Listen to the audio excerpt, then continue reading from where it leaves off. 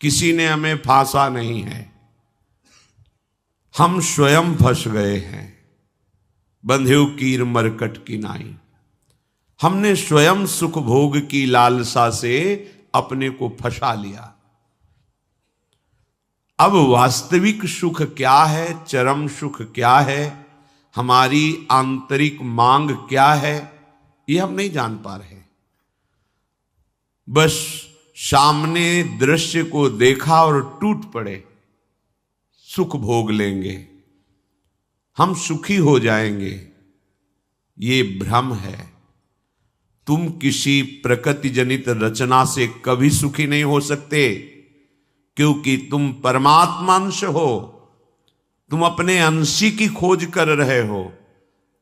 भ्रम से तुम नाना प्रकार के दृश्य पदार्थों में, परिवर्तनशील नाशवान पदार्थों में अपनी मांग पूरी करना चाहते हो, नहीं हो सकती। क्यों? क्योंकि तुम चिदानंद अंश हो, तुम्हें चिदानंद सुख चाहिए। ये प्राकृतिक सुख अनेक जन्मों से भोगते चले आए, अगर कहीं इसमें हमारा विश्राम होता तो आज तक हम सुखी हो जाते। भगवत कृपा से संत समागम प्राप्त होता है, पर कैसी मलिनता बुद्धि की है कि संत समागम में जाकर के हम यही जानना चाहते हैं कि वो उपाय बताओ जिससे हमें मांगे हुए भोग प्राप्त हों।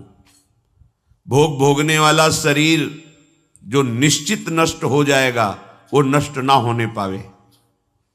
संसार में माना हुआ सुख हमें भरपूर प्राप्त हो। भ्रम मत रखना। अगर संतों की इसमें आस्था होती तो संत काहे को ही बनते। जिनमें उनकी आस्था नहीं है वो तुम्हें कैसे दे सकते हैं। एक अंधा कुएं में गिरने जा रहा हो तो कोई नेत्र वाला उसको कैसे ढकेल सकता है, कैसे जाने दे सकता है। ऐसे ही हम ज्ञान नेत्रों से अंधे हैं, इसलिए हम इस भवकूप में नाना प्रकार के सुख की लालसा से कूदने जा रहे हैं या कूद चुके हैं। संतों का समागम बचाने के लिए होता है, फंसाने के लिए नहीं होता। लोग पूछते हैं कि संतों का क्या चमत्कार है, दिखाओ अपना चमत्कार। संतों का वास्तविक जो भगवत प्रेमी महात्मा है, उनका स्वाभाविक चमत्कार प्रकट होता है। उनके दर्शन से, उनके संभाषण से, उनके सानिध्य से विकारों का नाश और भगवत चरणारविंद की प्रीति, विषयी मन का निर्मल हो जाना, भोगों की तरफ आकर्षित चित्त वृत्ति का भगवदाकार हो जाना, ये संतों का चमत्कार है। तुम्हारा कोई रोग ठीक हो जाए, कोई भोग मिल जाए, कोई परिस्थिति सुधर जाए, इसे संतों का चमत्कार मत समझना। ये प्रारब्ध भोग सुख और दुख, पुण्य और पाप से प्रकट होते हैं, इसमें किसी का प्रभाव काम नहीं करेगा। अगर ऐसा होता तो संतों के शरीर में कभी कष्ट ही ना होता। भ्रम में मत फंसो, भ्रम में मत फंसो कि कोई संत तुम्हारे शरीर को अजर अमर बना देगा, तुम्हें भोगों की बाहुल्यता मिल जाएगी। व्यर्थ में भाग दौड़ बंद करो। हां, वास्तविक तुम यदि महासुख को चाहते हो और मृत्यु के भय से बचना चाहते हो तो एकमात्र रास्ता है प्रभु श्री हरि के चरणों का आश्रय ले लो। हरि स्मृति सर्व विपद विमोक्षणम। भगवान का भजन, भगवान की स्मृति निश्चित तुम्हें समस्त दुखों से बचा लेगी। भगवान की शरणागति, समुझ जे आए शरण ते डरत ना काल डर। मृत्यु क्या चीज है? पर प्रभु के नाम जपने में रुचि नहीं, प्रभु की चरण दासता में भावना नहीं, तो तुम सोचते हो कुछ चंद रुपए और कुछ फल पुष्प आदि दे करके हम रोग रहित तो हो जाएं, शोक रहित तो हो जाएं। भूल मत करना। अगर शोक रहित होना है, रोग रहित होना है, तो एकमात्र उपाय है कृष्णाय वासुदेवाय हरे परमात्मने प्रणत क्लेश नाशाय गोविंदाय नमो नमः। गोविंद को नमस्कार करो और जिह्वा से पुकारो कृष्ण कृष्ण गोविंद गोविंद, राधा राधा राधा। निश्चित जन्म जन्म के अशुभ नष्ट हो जाएंगे, आप स्वयं परम सुखी हो जाएंगे, शरीर राग नष्ट हो जाएगा, ऐसा अद्भुत सुख मिलेगा, कृतकृत्य हो जाओगे। पर अब इस मार्ग में चलने के लिए जब कदम रखोगे तो असत वृत्तियों का त्याग करना होगा। यहीं सब फेल हो जाते हैं। वो ऐसा शॉर्टकट ढूंढते हैं कि कुछ हम कमाए हुए पापाचरण से चंद रुपए आपको दे दें, आप हमें संभाल लेना, भूल मत करना। कभी ऐसा नहीं हो सकता। नाली के पानी से हाथ धोने से कभी हाथ पवित्र और निर्मल नहीं होते। ऐसे मलिन आचरण करके कमाए हुए धन से कभी तुम्हें पवित्रता प्राप्त नहीं हो सकती। ये सब नाटकबाजी मन की है। वहां चलो तुम्हारा सुधर जाएगा, कुछ नहीं सुधरेगा जब तक तुम सुधारना नहीं चाहोगे। तुम सुधारो अपने आप को। किसी का आशीर्वाद कोई काम नहीं करेगा जब तक तुम अपने आचरण नहीं सुधारोगे। तुम खाओ मांस, पियो मदिरा, करो व्यभिचार, नाना प्रकार की हिंसात्मक वृत्ति, तुम्हें भगवान भी नहीं माफ करेंगे, चाहे जहां भाग के चले जाओ। अधर्मा आचरण करने वाले को भगवान कहते हैं मैं साक्षात काल रूप से दंड देता हूं। शरणागत होकर नियम के अनुसार चलोगे तो भगवान तुम्हें दुलार करेंगे मां की तरह। यह सिद्धांत है। नाटकबाजी में फंसो तो फंसो, सिद्धांत से चलोगे तो कभी धोखा नहीं खाओगे, आनंद में मगन रहोगे। पर सिद्धांत में चलने के लिए असत त्याग करना होता है, इसीलिए सब फेल हो जाते हैं। कोई बिरला गुरु कृपा पात्र ही कदम आगे बढ़ाता है। ये भीड़ भागम दौड़ केवल वासनाओं की पूर्ति के लिए तो भ्रम में मत रहना। किसी का आशीर्वाद, किसी की कृपा तुम्हें वासनाओं से नहीं बचा सकती। एकमात्र उपासना ही वासना से बचा सकती है। और उपासना तुम करने के लिए जब तैयार होगे तो ये गंदी बातें, गंदे आचरण ये आपको त्यागना होगा। बस यही तुम्हारी गाड़ी फेल हो जाती है। ये हम नहीं त्याग सकते तो फिर तुम्हें कोई बचा भी नहीं सकता। लिख लो, अपने दिमाग में लिख लो। अगर बचना है तो एकमात्र मामे ए प्रपद्यन्ते माया में ताम तरंते। जितना भी समझाओ ये पागलपन छोड़ते ही नहीं। बस कोई जंतुर ऐसा हो, कोई भस्म ऐसी हो, बस हम नाटक में रिझना चाहते हैं। अरे प्यारे, यदि वो तुम्हें सुखी कर सकता है तो वो खुद क्यों सुखी नहीं हो जाता? तुम नहीं सोच पा रहे हो? पागल हो तुम? यदि वो तुम्हें रोग रहित कर सकता है तो खुद क्यों नहीं रोग रहित हो जाता? यदि वो तुम्हारे को चमत्कार दिखा सकता है तो अपने को चमत्कार दिखाकर प्रभु का साक्षात्कार क्यों नहीं कर लेता? पागल बन रहे हो। सिद्धांत को समझो। तब लगी कुशल न जीव कहूं, सपने हूं मन विश्राम। जब लग भजत न राम कहूं, शोक धाम तज काम।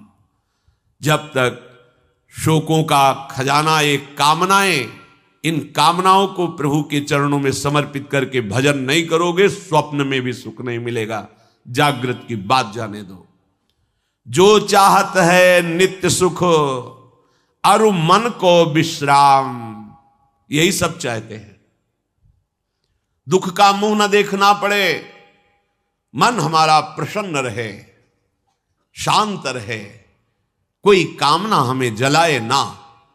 हां, है मार्ग। हित ध्रुव हित सो भजत रहो, पल पल श्यामा श्याम श्यामा श्याम श्यामा श्याम।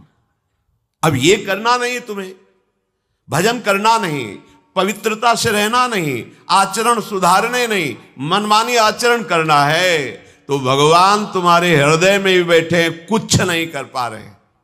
देख लो ना, सबके हृदय अछत विकारी, सकल जीव जग दीन दुखारी। सबके हृदय में अखंड आनंद परमात्मा विराजमान है, लेकिन सब दुखी हैं, सब क्लेशित हैं, अशांत हैं। क्यों?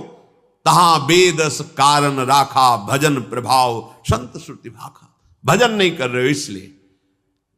भजन किए बिना कुछ नहीं हो सकता। मान लो हमारी बात, कहीं भागने की जरूरत नहीं। राधा राधा राधा सब ठीक कर देंगी लाडली जो, बड़ी करुणामयी है। यदि आप भजन नहीं करोगे तो वारी मथे घृत होए बरु सिकता ते बरु तेल, बिनु हरि भजन न भवतरी या सिद्धांत अपेल। इसे कोई काट नहीं सकता, अपेल सिद्धांत है। विनिश्चितम बदामि तेन अन्यथा वचांस में, हरिम भजन्ति ये नरा भवसागर तरन्ति ते। पानी को मथ करके बड़ा चमत्कार कर लो, घी निकाल लो, हो सकता है। बालू को पेर करके तेल निकाल सकते, हो सकता है। असंभव को तुम ये संभव कर सकते हो, पर भजन के बिना तुम दुख से निवृत्त नहीं हो सकते। गोस्वामी जी का ये अटल विश्वास, महापुरुषों का अटल विश्वास, शास्त्र का अटल आदेश, बिना भजन किए तुम्हारे अशुभ कर्म नष्ट नहीं होंगे, और अशुभ कर्म नष्ट हुए बिना तुम सुखी नहीं हो सकते। सिद्धांत से चलोगे तो सुखी हो जाओगे, नहीं भटकते घूमोगे, पूरा जीवन नास्तिकता और अश्रद्धा में उतर जाएगा। सिद्धांत से चलोगे तो कृतकृत्यता का अनुभव होने लगेगा, और नाच नाच कर कहोगे वाह, संत समागम का क्या फल होता है, ये मैं पा गया। पायो जी पायो मैंने, राम रतन धन पायो। मारा घूम रहा है जीव, कोई औषधि मिल जाए, कोई भस्म मिल जाए, कोई जंतुर बांध दे, कोई आशीर्वाद दे दे। अरे पागल हो, तुम्हारे कर्म ही तुम्हें दंड देंगे, तुम्हारे कर्म ही तुम्हें सुखी करेंगे। हां, हम कैसे अपने कर्मों को सुधारें, यह है संत समागम। आप अपने द्वारा अपना उद्धार कीजिए, कोई तुम्हारा उद्धार नहीं कर सकता। उद्धार की युक्तियां, उद्धार का मार्ग, उद्धार के सिद्धांत और सहयोग ये संतों से प्राप्त होता है। आशीर्वाद से उद्धार नहीं होता, आशीर्वाद से सुख दुख की निवृत्ति नहीं होती, वो ज्ञान से होती है। उसके लिए आपको भजन करना पड़ेगा, सत्य आचरण में चलना होगा, दुख को सहना होगा, सुख को दबाना होगा, उसमें अभिमान करके फूलना नहीं होगा। तब आप उस महासुख में पहुंचोगे जिसे चरम अवस्था का सुख कहते हैं। संत समागम दुर्लभ इसी बात के लिए है। इसका मतलब ये नहीं छूछा करके तुम्हारे दुखों का नाश हो जाएगा। भाग लो, पूरे ब्रह्मांड में जाओ, अगर कहीं सुखी हो जाना तो बताना हमें आके। समझना ही नहीं चाहते। भगवान कृपा करके बोल रहे हैं, औरों की तो बात क्या है, अब समझ लो। श्री भगवान कह रहे हैं, इदम तुते गृहतमं प्रवक्ष्याम्यनसूयवे,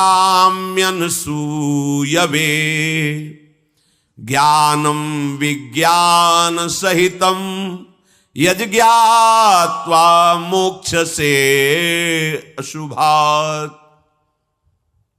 हे अर्जुन, ये मैं तुम्हें बहुत गुह्य बात कह रहा हूं। क्या होता है जब हृदय की बात कुछ कहने को आती है तो बार बार कहा जाता है कि आप अन्यथा मत सोचना, सत्य सत्य सत्य कह रहा हूं, ये बात तुम केवल समझ लीजिए। मतलब वो विवश होकर अपने हृदय की बात तुम्हें दे रहे हैं, जो छुपाए रखे जीवन भर वो तुम्हें दे रहे हैं, पर अनाधिकारी होने के कारण वो बात पकड़ नहीं पाते। संतों की बात में ही तुम्हारा कल्याण छुपा हुआ है। उनकी बात मान लो, फिर आप देख लो कैसे आपकी अध्यात्म उन्नति होती है। आप जो भी करेंगे वो अहम की धरा से होगा। अहम की धरा लोक लोकांतर तक ले जा सकती, लेकिन जीवन मुक्त नहीं कर सकती। जीवन मुक्त होने के लिए अहम का विसर्जन चाहिए। वो होता है गुरु कृपा से, संतों के वचनों से।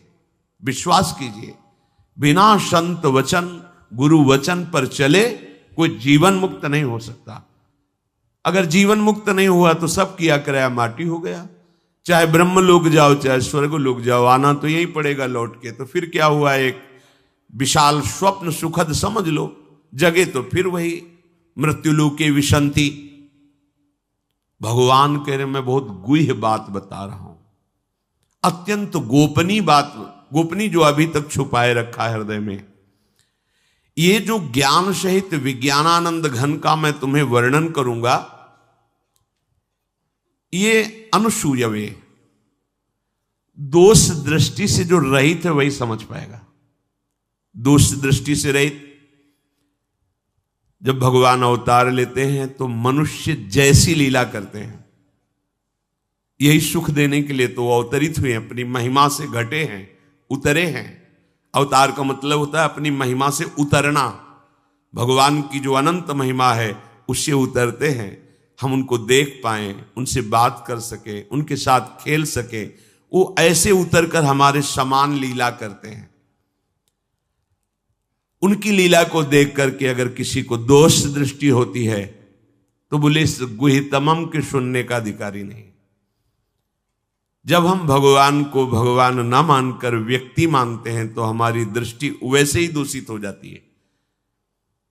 वैसे केवल भगवान की ही लीला हो रही है, पर हमारी दृष्टि दूषित होने के कारण हमें व्यक्ति दिखाई देता है, स्त्री पुरुष दिखाई देते हैं, गुणात्मा महात्मा दोषात्मा ऐसा सब भेद नजर आता है।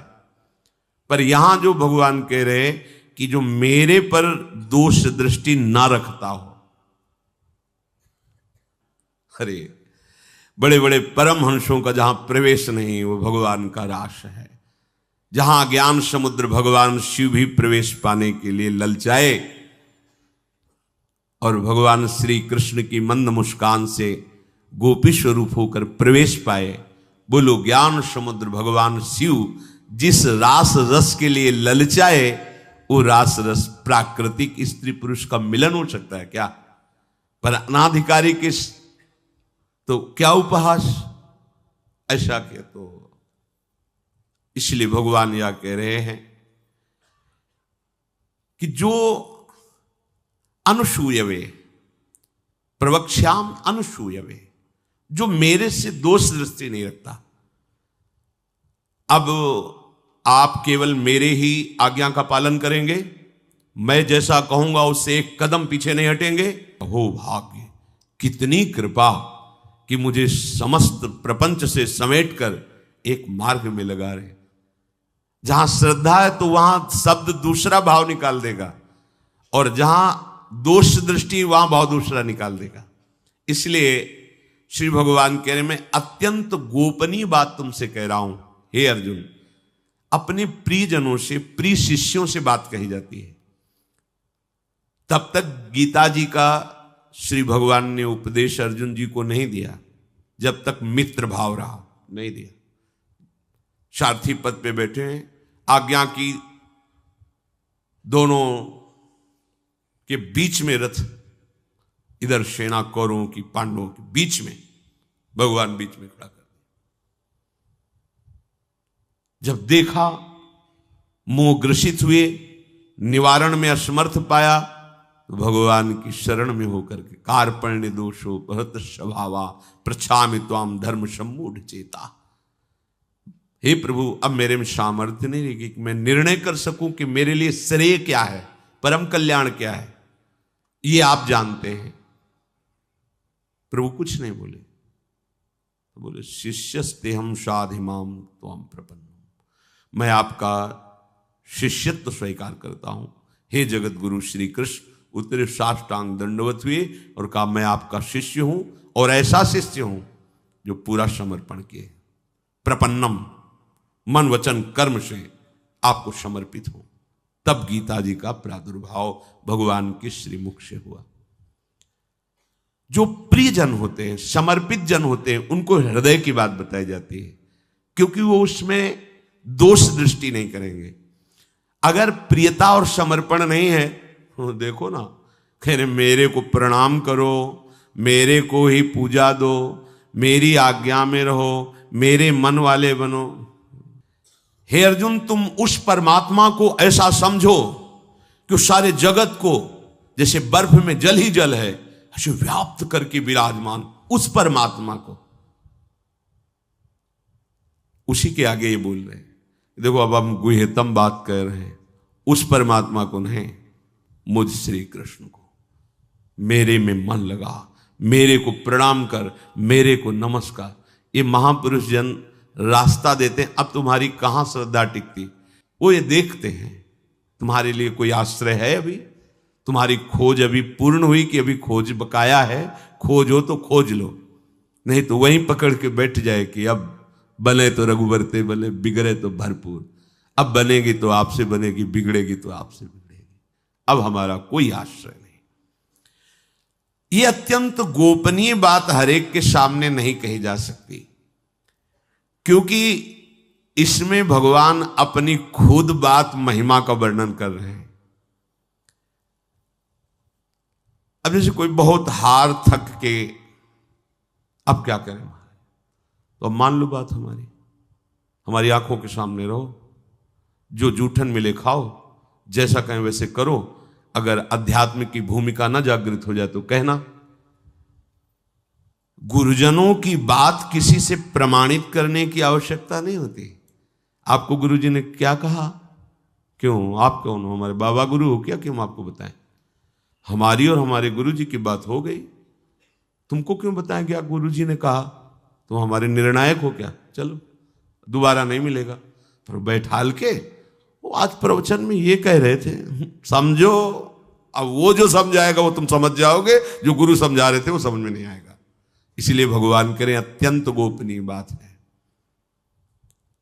जब तक हमारा ये मन समाधान नहीं पाता तब तक भटकना पड़ता है। कहीं एक जगह पकड़ लो, ये जो अनेक जगह भटकना है बंद करो, एक जगह पकड़ लो, एक विश्वास रख लो, एक नाम जो गुरु ने दिया, एक मंत्र दिया है, अविद्या का नाश हो जाएगा, माया परास्त हो जाएगी। पर समझ नहीं पाते। दुकानें लगी हुई हैं, 4-6 दुकान घूम लेते हैं, चलो घूम लो, पर कहीं एक दुकान तो बांध लो कि हमें सारा माल यहीं से लेना है, तो तुम्हें छूट मिलने लगेगी। एक व्यवहार, हजारों की लाइन लगी, लेकिन आने दो, ये पर्सनल ग्राहक है, आने दो। ऐसे ही मेरे ईश्वर की दुकान में है सबका जीवन खाता। परिचय तो बना लो भगवान से, निहाल हो जाओगे। भटकना, हम जब ये बातें सुनते हैं ना तब लगता है कितनी हंसी की बात। जितनी देर तुम अमुक जगह जाकर के झाड़ फूक करवा कर उतनी देर राधा राधा जपो, बिल्कुल ठीक हो जाएगा, सब ठीक हो जाएगा। क्योंकि कोई भी जो हमें क्लेश देने के लिए आया है, कर्म है हमारा। चाहे भूत हो, प्रेत हो, चांडाल हो, रोग हो, दुख हो, विपत्ति हो, ये सब हमारा कर्म है। और उस अशुभ कर्म का नाश करने के लिए भगवान नाम जय घोष कर रहा है।